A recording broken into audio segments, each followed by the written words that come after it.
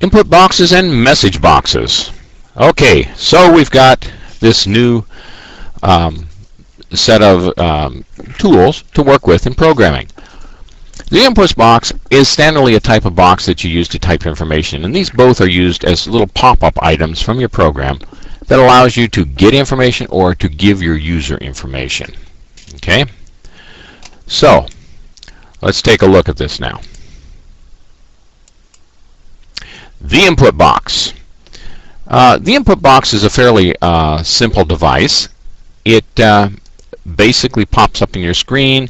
It has a string, and we have to dimension a string to be able to catch the information, a string variable. So you use dim s input is what I'm going to call my string as string.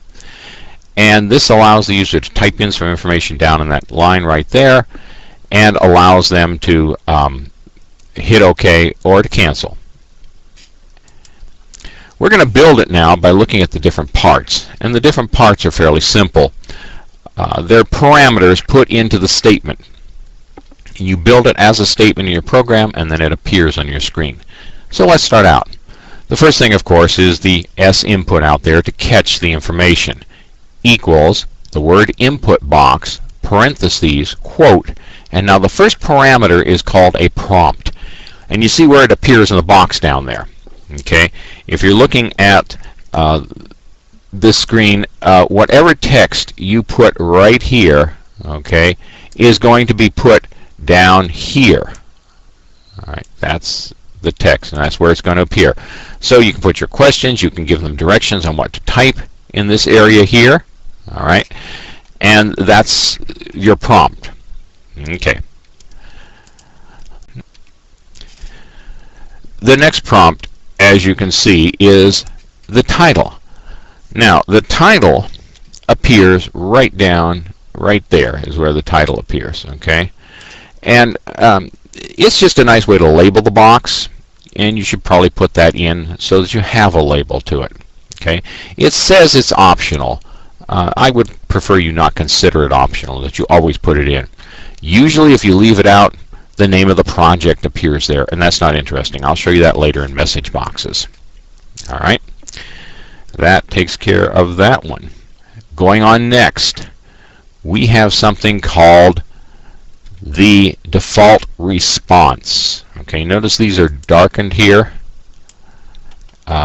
Default response is a string that will appear here when your message box comes up. Now, some people just leave this out, and that's perfectly okay.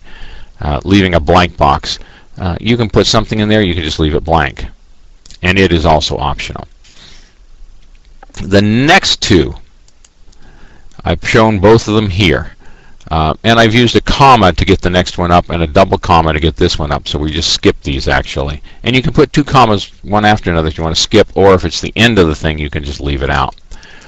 At any rate, the X position is basically the position that the X position, which is the along this axis of the upper left-hand corner of your input box, and the Y position is along this axis, the vertical axis, is also the upper left-hand corner of your box. And you can leave it out, or you can decide where on the screen you want it. I prefer to leave it out because it simplifies things, and you know Windows does a fairly good job of placing things. Okay, the final thing is right over here it says as string. As string tells what's going to come back from this statement. So that's the reason why out here I put an S input, a string variable. It's going to catch whatever's in that box. Okay? Let's take a look at this box here. Quick review. All right, so one at a time. Here we go. The first one, a string variable to catch that, and there's the string variable out there. Okay. Next thing is a prompt, and that is shown here. Okay. The next item is the title, and that's right up here. And although it said optional, please don't make it optional. And then finally, a default response that you may leave out if you choose. And that means the little box right down here will simply be white blank and people can fill it in. So it's your choice as to how you want to do that. You should note that the cancel button, if you press that, is going to put a null string in the input variable. Okay, and it's important you understand that, because if you say OK, whatever is in that box will be transferred. So in this case, if nobody filled anything in and they clicked OK, the words type your name will go into the S input variable. But if they push cancel, nothing goes into the S input variable. And that cancel button merely takes and puts nothing in and ends the input box. Okay, now let's go on to message boxes quickly. Message boxes are little pop-up boxes that show information. Give your user some message. And they can get a little bit of input through buttons, and we'll see this. The simplest type is shown here in this first one. And you notice in the first one, all I did is put message box, parentheses, quote, what we call the prompt, quote, and end parentheses. And that's okay, except look at right up here. What do you see, huh? I see the name of my project. Kind of a mess. Not what I really want. Because we name projects PRJ, it's not something we want to see show our users. This is okay if you're trying to get some quick information out of your program and you just want to see what's there in a program. And it gives you a nice pop-up so it's visible for you quickly. It's a great way to get information quickly, but you should get these out. If you want to do a real simple message, this is the one right down here. All right? We just added a couple more parameters here, this one and this one. All right? And we also added a variable to catch it. Now in this case, the variable, look, it's an integer. Okay, I labeled it I, because the buttons return a number, an integer, and you need to test that integer to see which buttons push. We'll get onto that later. All right, so I have my integer variable equals message box, MSG box, parentheses, open parentheses, a quote, again, a prompt, and you see where that appears right here. All right. Then I have message box style OK only. That tells the type of button. Look, see, there's an OK button right here. If you leave it out, you get the OK button. So I could have put comma, comma, and just left that parameter blank, and indeed, I would have still gotten the OK button. And then, because we want to get to the next parameter over here, that's the one, that's called the title, and that's the one that does this. So, folks, please, consider this the simplest box. Do not use this one except for debugging purposes when you want to see something in the program, when you want to see a variable out on the screen just to see how it runs. All right? Let's go on now. In this case, by adding a second part, we can get an icon. All right? So here we've got our little icon, and this we call the information icon. And you notice I used another parameter here. Now these are built-in constants, actually. These represent numbers. I could just put the numbers if I knew what the number for OK only was and what the number for information was. Okay? If I knew what these numbers were, I could just put that number plus that number. And it is an addition, so you have to have a plus sign here. You'll see later I use ampersands in the strings, but the plus sign is important here. All right, so you're just adding two numbers together, and the combination of those two numbers gives you a box that has the OK only button and it has the information icon there. You usually only add two of these together at a time. Okay. Now here's one with a question icon. You know, here it is, box style, question, plus, box style, yes, no. There's the button styles, yes and no. And I'm going to give you a list of these in a little bit, and a list of these. I'll show you where they're gotten from. And as you're typing the program, you discover that, where they're gotten from. But again, the same stuff is in the same places. The title goes right up here, and the question goes right here, or the idea. Okay. Here are the parts. And when you're doing a question or you're doing some box, sometimes it's nice to have a couple of lines of text in a box. And you have to do that in a special manner. On this side, I've shown on this slide, I've shown three different things. First, let's take care of a little housekeeping here. We're going to pretend that this right up here is the input from my message box. I didn't put a message box there. I just put the string Jim Madden here in order to show you that that's what went into S input. It could come from any place, a message box, or it could be loaded directly, the string could be loaded directly into this string variable in your program. But inside this variable, I do have the words Jim Madden, so that's something to remember. Now the first thing I want to show you is how to break a line into two lines. When you're typing these prompts, you have to type them on one line, and I'll get to that in a minute. This is a special character that lets you do what I've done here on the screen.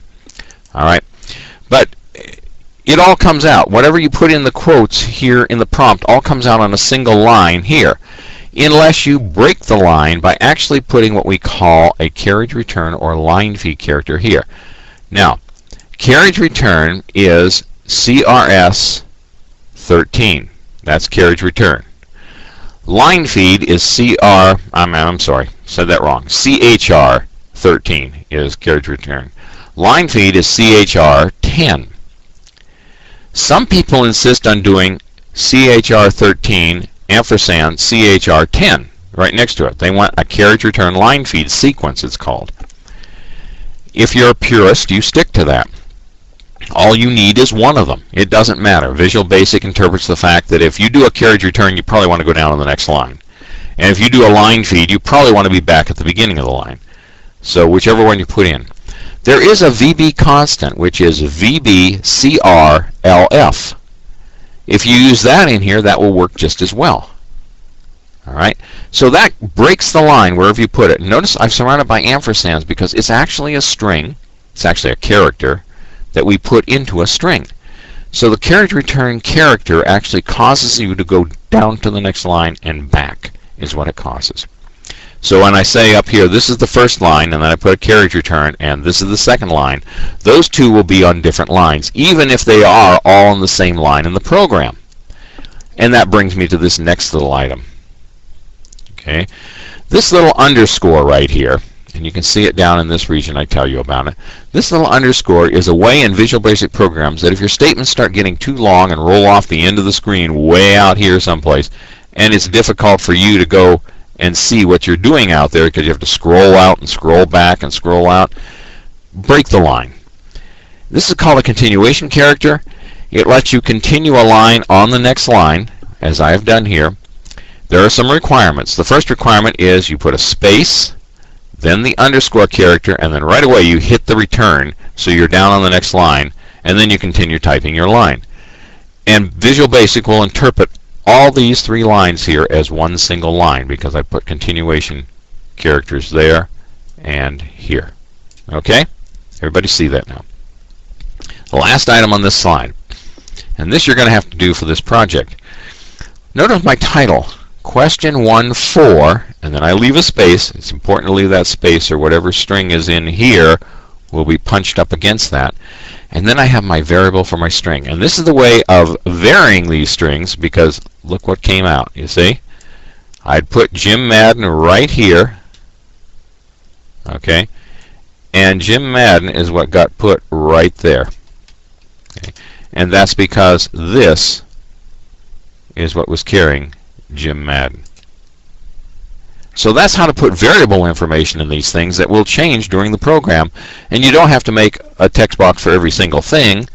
Although in this case I put question 1 and question 2 and question 3. It was probably easier to do it this way than it would have been to put a variable here and put quotes and an ampersand around this whole thing. I could have done that, you know. But it's probably easier to just put question 1-4 and then put my Jim Madden since I already had it in there, and since you're going to have to make it variable anyways depending on who's running your program.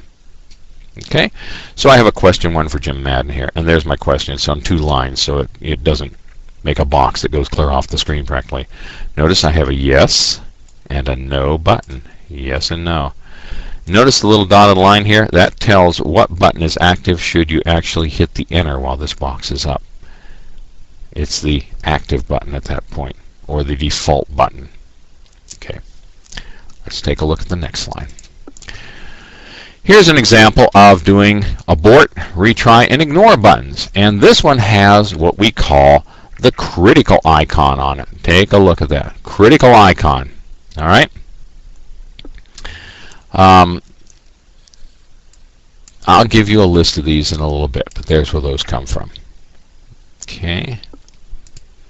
Here's one that is the information one. Or no, I'm sorry, this is the exclamation one. This is one where a situation occurs in the program. You want to call attention to it, but it might not be critical.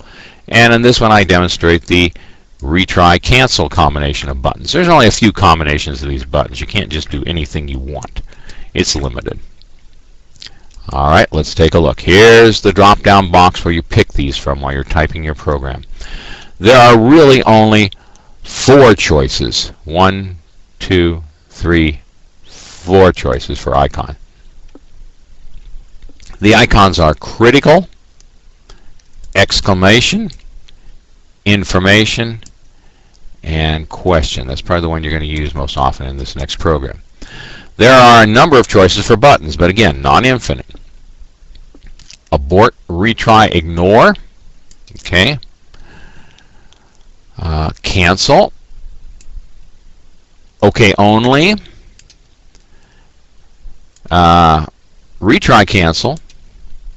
Yes, no. And this last one, yes, no, cancel. Be aware it's at the bottom. That's probably the one you'll use in your program. All right. Now let's talk for a second about how you're going to get this information from these message boxes. You notice the one from the input box is very simple. It just dropped it into a string variable. And the one from the message box is, well, almost equally as simple. You're going to get the number of the button into this IMSG result variable. Now you can name it anything you want. I called it this so I know it's my message box result.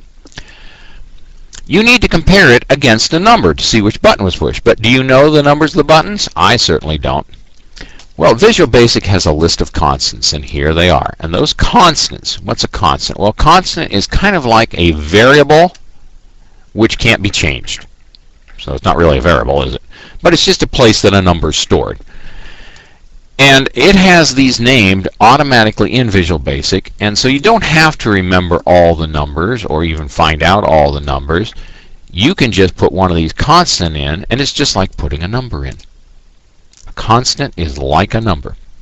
All right. So I can put these numbers in. So I chose to put this one in right down here. All right.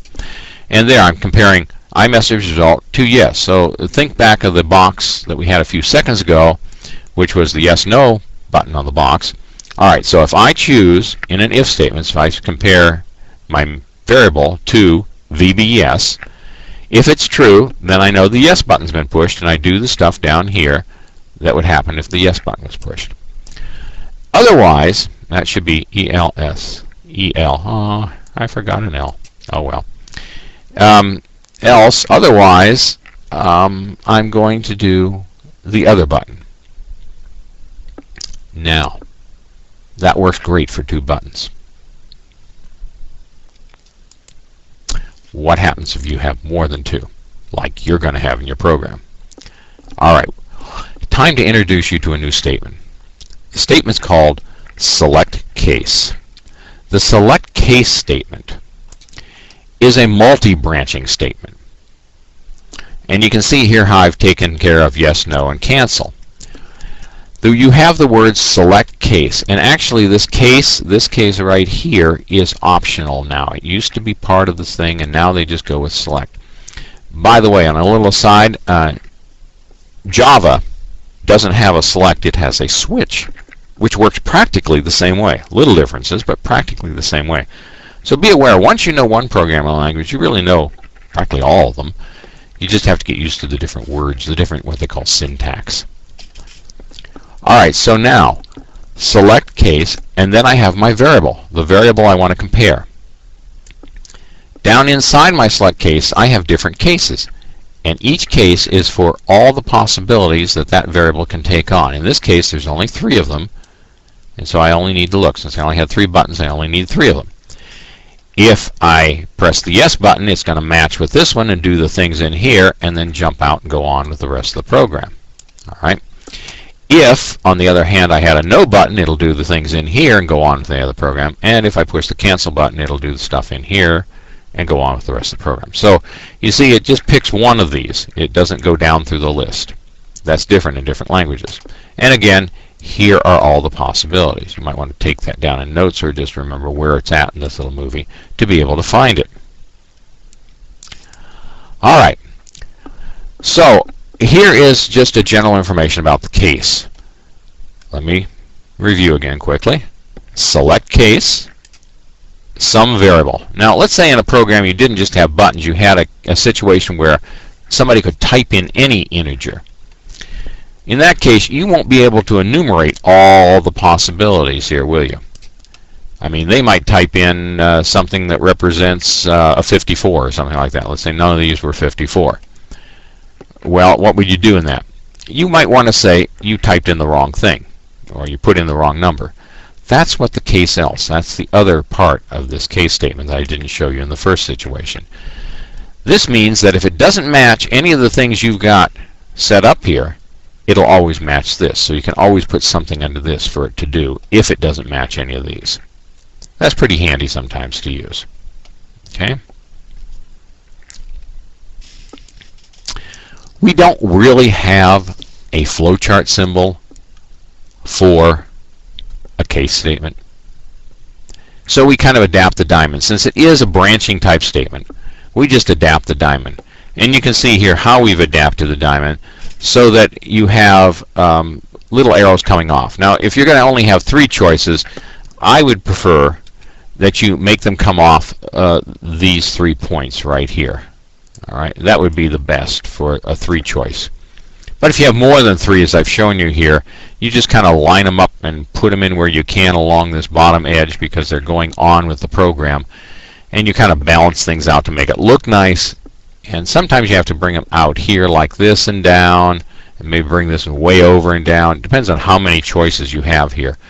But you can fit them in here usually. You don't have an infinite number of choices in a case statement. So you can fit them in on a flowchart fairly easily.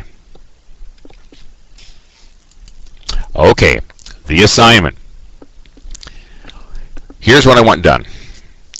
I want a 5-question test.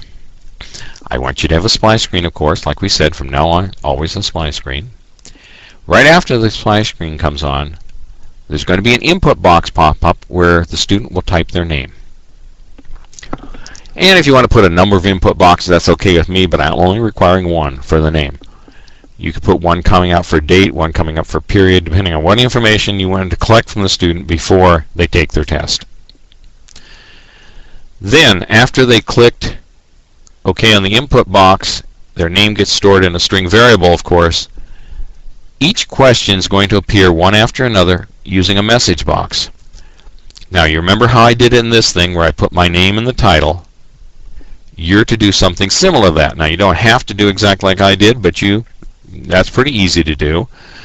But you need to also display the number of the question. Question 1, question 2, question 3, so on. And then the title is a natural place to do that. But if you choose to do it someplace else in the question, that's okay.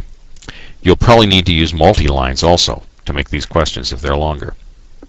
Remember, each question you're going to need to have 3 choices on. You're going to have a yes, a no, and a cancel. So you're going to need to use that choice. After each question, you're going to check it with an if statement. Now, if the student gets the question correct, they're to get 20 points added to their total score. So you're going to have a score variable, probably an integer. So you're going to have to dim that at the top of your program. So they get 20 points added. And you remember, start at a 0. Get 20 points added if it's correct. If they get it wrong, 5 points are subtracted. So we're taking a 4th off for wrong answers. And if the student decides he doesn't know it, he doesn't want to get chance getting 5 points taken off, then he can skip the question and it won't do anything. It won't take anything off, but then of course it won't add anything either to his score. After the 5 questions come down on the main form, which I think the main form will appear after this if we do this in the form load or the form activate.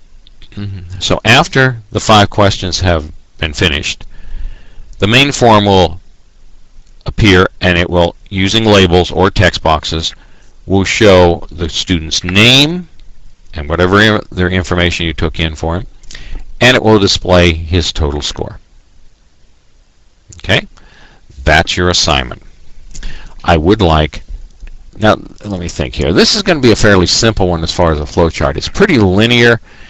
It's going to have the 3 branches for each question, but they're all going to come together and go on. You know what? I'm gonna let you get out of a flowchart on this one. I won't make you do the flowchart. So just start your program as soon as you can and get it turned in.